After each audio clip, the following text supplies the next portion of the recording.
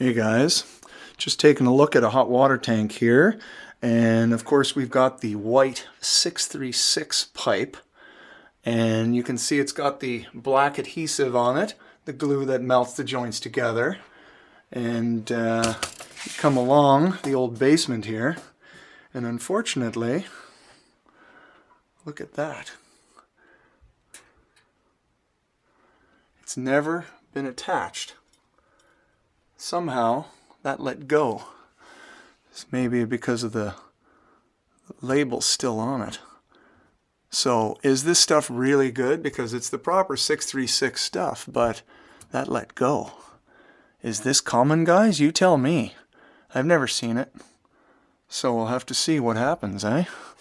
Does that happen all the time? So it goes right to the hot water tank and goes right through the concrete wall.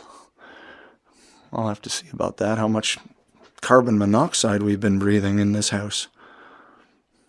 Anyways, we're just putting in a new pumper box here because the water used to go into the hole in the floor, and that's no good. So you can see furnaces make water. So we're going to put in this one, and we're going to put it into plastic tubing and eject it out because you can see it's rotting the floor, all the peeling.